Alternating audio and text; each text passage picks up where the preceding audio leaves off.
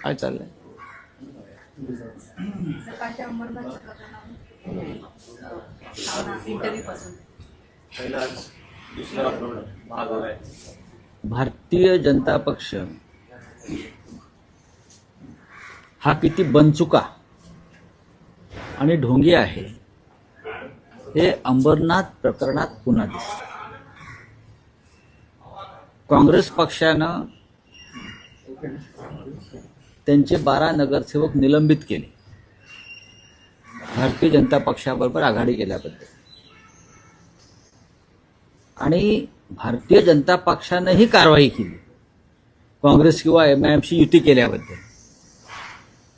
पण काँग्रेसनं उमेदवारांना, त्यांच्या नगरसेवकांना निलंबित करताच रवींद्र चव्हाण भाजपचे प्रांताध्यक्ष आहे, त्यांनी त्याच काँग्रेसच्या नगरसेवकांवर ससाण्यासारखी झडप घातली. जे राज ठाकरे म्हणाले ना तेच झडप घातली. काँग्रेस विचाराचे लोक आहेत ते. काँग्रेसने त्यांना पक्षातून काढले आज काल, आणि तुम्ही त्याच काँग्रेसला आपल्याबरोबर घेऊन अंबरनाथमध्ये सत्ता स्थापन करता का? तर शिंदेच्या लोकांना, शिंदे गटाच्या लोकांना सत्तेपासून दूर ठेवण्यासाठी. हा तुमचा अंतर्गत प्रश्न आहे, या तुमच्या अंतर्गत लाथाळ्या आहेत. पण तुम्ही काँग्रेस बरोबर एक प्रकारची युती आणि आघाडी केलेलीच आहे. MIMचे लोक सुद्धा बरोबर घेऊन अकोटला सत्ता स्थापन करतायत, त्यांना त्यांच्यावर कारवाई होते MIMच्या लोकांवर, आणि त्यांना बरोबर घेऊन MIMला सुद्धा अकोटला बरोबर घेऊन ते सत्ता स्थापन करतायत. मी म्हटलं ना, हे एक नंबरचे बनचुके आणि ढोंगी लोक आहेत. महाराष्ट्रामध्ये त्यांनी वैचारिक विष पेरण्याचा प्रयत्न केला, राज्य गढूळ केलं. लोकांसांगे ब्रह्मज्ञान, स्वतः कोरडे पाषाण, हे जे संतांनी म्हटलं आहे ते भारतीय जनता पक्षाच्या बाबतीत तंतोतंत लागू पडत आहे. जे वारंवार आम्ही म्हणतोय की काँग्रेस नसेल तर भाजपा नाही, शिवसेना नसेल तर भाजपा नाही. पूर्वी नेते किंवा कार्यकर्ते घडवले जात होते, आता ते पळवले जातात आणि आपले पक्ष उभे केले जातात. स्वतःच्या पक्षामध्ये नेतृत्व घडवण्याची किंवा कार्यकर्ता घडवण्याची अजिबात क्षमता नसल्यामुळे आणि स्वबळावर सत्ता स्थापन करण्याची ताकद नसल्यामुळे अशा प्रकारे चोऱ्या, माऱ्या, लांड्या, लवाडा, कोणताही वैचारिक विधिनिषेध न ठेवता लोकांना पक्षात सामील करून घ्यायचं. खरं म्हणजे रवींद्र चव्हाण यांच्या ठाणे जिल्ह्यामध्ये घडलंय. अंबरनाथचा प्रकार जो आहे हा भाजपचे प्रदेशाध्यक्ष रवींद्र चव्हाण जे ठाणे जिल्ह्यातले आहेत, डोंबिवलीतले आहेत, त्यांच्याच भागात प्रकार घडलाय ना हा काँग्रेस आणि भाजपा युतीचा. त्यांना कळू नये की त्यांचं ज्यामागे कारस्थान होतं. असे अनेक प्रकार या राज्यामध्ये घडत आहेत. परळीमध्ये शिंदे, शिवसेना, MIM आणि राष्ट्रवादी अजित पवार गट. मग आता आम्ही नवाब मलिक यांच्या मांडीला मांडीला बसणार नाही वगैरे असे ते सांगत होते. तुमच्या सरकारमध्ये धर्मांध आणि राष्ट्रद्रोही लोक आहेत असे सांगणारे हे लोक आहेत ना. मग MIM बरोबर बसतात, काँग्रेस बरोबर बसतात. त्यांना काँग्रेसचा प्रचंड राग, तिटकारा होता शिंद्यांना किंवा भाजपला. मग आता तुम्ही काँग्रेस बरोबरही बसताय मांडीला मांडी लावून, आणि MIMच्या लोकांनाही मांडीवर घेऊन बसताय. त्याच्यावरती उत्तर द्या ना. तुम्हाला आमचा त्रास यासाठी झाला की आमच्या सरकारमध्ये नवाब मलिक आहे, आम्ही हिंदुत्व सोडलं, आम्ही अमुक केलं, आम्ही काँग्रेसबरोबर बसणार नाही. बरं का, हे कोण म्हणत होतं? मेंदे म्हणत होते. आम्हाला काँग्रेसचा विषयी प्रचंड घृणा आहे. मग आता काय? तुमचा मित्रपक्ष काँग्रेसबरोबर आहे, तुम्ही बीडमध्ये काँग्रेसबरोबर अलायन्स करताय, MIM बरोबर अलायन्स करताय, कशाला लोकांना फसवताय? नाही पण सर, राऊतच्या महाराष्ट्रात सत्ता स्थापनेसाठी जे काही पॅटर्न अस्तित्वात येत आहेत, सर्वच राजकीय पक्षांनी वैचारिक म्हणजे विचारसरणी बाजूला ठेवून वैचारिक सुनता केली. त्याला वैचारिक सुनता करणं म्हणतात. वैचारिक सुनता करणं. आम्ही राज ठाकरे यांच्याबरोबर आहोत, आमच्याबरोबर शरद पवारांची राष्ट्रवादी काँग्रेस काही ठिकाणी आहे. पण साधारण काँग्रेस पक्षाबरोबर जेव्हा आम्ही महाराष्ट्रात सरकार स्थापन केलं आणि त्या सरकारमध्ये खरं तर एकनाथ शिंदे आणि त्यांच्याबरोबरची जी टोळी फुटली तेही सामील होते, तेही सत्तेचे भोग घेतच होते ना. आणि बराच काळ घेतला त्यांनी. त्यातूनच ते 50-50 खोके वाटण्याची ताकद निर्माण झाली. म्हणजे 2,000 कोटी रुपये त्यांनी वाटले आमदारांना. तेव्हा त्यांना काँग्रेस नको. त्यांनी पहिल्या दिवशी काँग्रेसचं सरकारमध्ये बसणार नाही ही भूमिका का घेतली नाही? 2.5 वर्ष सरकारमध्ये बसल्यावर तुम्हाला ही उपरती झाली.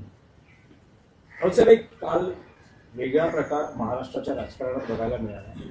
तुमची आणि एकनाथ शिंदेची पहिल्यांदा भेट झाली. ही अनपेक्षित भेट होती की तुम्ही ठरवून त्यांना भेटायला? कसं काय ठरवून कोणाला भेटेल? ही अनपेक्षित भेट असते. अशा प्रकारच्या भेटी असतात त्या अनएक्सपेक्टेड असतात, अनपेक्षित असतात. ते राज्याचे जरी बेकायदेशीर असले तरी उपमुख्यमंत्री समोर आले. आम्ही एका कार्यक्रमात एकत्र होतो. आता आपल्या विचाराची नसलेली व्यक्ती त्या कार्यक्रमाला आले म्हणून त्या कार्यक्रमावरती बहिष्कार टाकण्याची विकृती आमच्यामध्ये नाही. माझा कार्यक्रम झाल्यावर ते समोर होते. हाय हॅलो झाला आणि आम्ही निघून गेलो. त्यांनी नमस्कार केला, तुम्ही एकेकाळी तुम्ही जिथे आहात ज्या घरी त्यांचं जाणं येणं होतं. एकेकाळी ते आमचे सहकारी होते, जवळचे मित्रही होते. हे सत्य आहे ना, हे सत्य आहे. आता त्यांनी पलायन केलं तर आम्ही काय करणार? आम्ही आहोत तिथेच आहोत. असं आहे की जे नीतिमान आणि निष्ठावान असतात त्यांच्यासमोर जे पळून जातात त्यांच्या नजरेला नजर ते भिडवू शकत नाहीत. हे मी शिंद्यांच्या बाबतीत म्हणत नाहीत, हे सगळ्यांच्याच बाबतीत असेल. आता अजित पवार शरद पवार एकत्र आहेत, पण सुरुवातीच्या काळात अजित पवार सुद्धा शरद पवारांच्या डोळ्याला डोळा भिडवत नव्हते. हे आपण चित्र पाहिलं असेल. पण हे सर्वत्र आहे. नाही, पण अवघ्या काही सेकंदासाठी हा प्रसंग घडला. त्यावेळेस शिंदेच्या जेव्हा तुम्ही समोर आलात, काय एकूण तिथे चित्र होतं किंवा तुम्हाला काय वाटलं? मला काही नाही वाटलं. मला काय वाटणार? आणि कशा करता वाटावं? त्यातून काय महाराष्ट्रात त्यातून काय मिळणार? काहीच नाही. ते ढोंगी भाजपबरोबर सत्तेमध्ये आहेत. त्यांना भाजपा ब्लॅकमेल करत आहे. अमित शहा त्यांच्या पक्षाचे नेते आहेत आणि आमच्या दृष्टीनं अमित शहा महाराष्ट्राचे शत्रू आहेत, महाराष्ट्राचे दुश्मन आहे. म्हणून ते 2 ठाकरे बंधू एकत्र येऊन महाराष्ट्राच्या दुश्मनाविरुद्ध लढतायत. भाजपमधल्या बंडखोरांची हकालपट्टी किंवा त्यांच्यावर निलंबनाची कारवाई झाली, पण ठाकरेंचे अजून अनेक बंडखोर अपक्ष रिंगणात आहेत. दोन्ही कारवाईबद्दल दोन्ही बाजूनी काही ठिकाणी अपक्ष किंवा बंडखोर रिंगणात दोन्ही बाजूने, असं नाही, दोन्ही बाजूने आम्ही दोन्ही बाजूने आहे. त्याच्यावरती आता काल आम्ही रात्री चर्चा केलेली आहे. बघू आता. जे लोक मुंबईत जन्माला येऊन म्हातारे झाले ते शहराचा विकास करू शकले नाही, ते आता काय विकास करणार अशी देवेंद्र फडणवीसांनी ठाकरे बंधूंवरती जहरी टीका केली. अच्छा, हे कोण म्हणताय? देवेंद्र फडणवीसांनी म्हटलं मुंबईत जन्माला येऊन म्हातारे झालो. पण आम्ही मुंबईत जन्माला येऊन म्हातारे झालो म्हणून मुंबई महाराष्ट्रात टिकली आणि तुम्ही मुंबईत राहताय हे त्यांना विचारा, का राहताय? आम्ही मुंबईत संघर्ष करून म्हातारे झालो, बरं का. आमची एक आधीची पिढी स्वर्गवासी झाली, शहीद झाली. म्हणून तुम्हाला या मुंबईमध्ये बसून महाराष्ट्रावर राज्य करता येते मिस्टर फडणवीस. आता तुम्ही तरुण आहात, अजून नागपूरचा काय विकास केला? लोक तुम्हाला दारातून हाकलून देतात, मी बघितलं काय. पण ते असं म्हणतात की मी सर्टिफाईड नागपूरकर आहे. मग चांगली गोष्ट आहे. नागपूर हे महाराष्ट्राची उपराजधानी आहे. तुम्ही सर्टिफाईड नागपूरकर आहात, आम्ही सुद्धा डबल सर्टिफाईड मुंबईकर आहोत, बरं का. आणि मुंबई ही लढून मिळवली आहे आम्ही, फडणवीस. आम्हाला अशी आकाशातून जमिनीतून बटाटे येतात तसे आम्हाला बटाटे मिळालेले नाही आहेत. भुईमुगाच्या शेंगा येतात. ही मुंबई लढून मिळवली.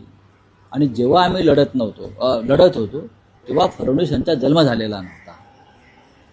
हां, डायलॉग मारायला काय झालं? गब्बरसारखे गब्बर मरून गेला. डायलॉग अमर आहेत त्याचे. सर, संयुक्त पत्रकार परिषद, संयुक्त युती, संयुक्त मुलाखत आणि आज पहिली संयुक्त प्रचाराची ठाकरे बंधूंची सभा नाशकात होते. हो, आज महत्त्वाची सभा आहे नाशिकमध्ये. उद्धवजी आणि राजसाहेब हे आज नाशिकला जातील आणि पहिली सभा आहे. काल राजसाहेब ठाण्यात होते, कल्याण डोंबिवलीत होते. आता उद्धवसाहेब उद्या संभाजीनगरला जातील. ठाण्यात सभा होईल. मुंबईत 11 तारखेला सभा आहे. अशा तऱ्हेने संयुक्त सभा आणि संयुक्त प्रचार रॅली सुरू आहे. राज ठाकरे युतीमध्ये लुजर आहेत असे फडणवीस म्हटले. काय राज ठाकरे हे युतीमध्ये लुजर आहेत असे फडणवीस म्हटले. आता पाहू ना कोण लुजर आहे आणि कोण विनर आहे ते तुम्ही कशाला सांगायला पाहिजे. या मुंबईची जनता ठरवेल ना. आणि मुंबईची जनता ही कायम ठाकरेंच्याच मागे उभी राहिली आहे. हे देवेंद्र फडणवीस यांनाही चांगलं माहिती आहे. ठाकऱ्यांशिवाय मुंबई म्हणजे महाराष्ट्र दुबळा आणि पांगळा, एवढंच लक्षात घ्या. सर, 100 कोटींच्या सेंट्रल बँक घोटाळ्या प्रकरणात आता मोहित कंबोज नाही, मला माहिती यांना माझ्याकडे माहिती नाही. चला हिंदी में क्या है आपका, लहू जरा सबका बोलिए. देखिए, देवेंद्र जी की टिप्पणी से ठाकरे बंधुओं के अलायंस पर कोई परिणाम नहीं हो. ये इतना मजबूत जोड़ और अलायंस है कि मुंबई के साथ पूरे महाराष्ट्र में उसका असर पड़ रहा है.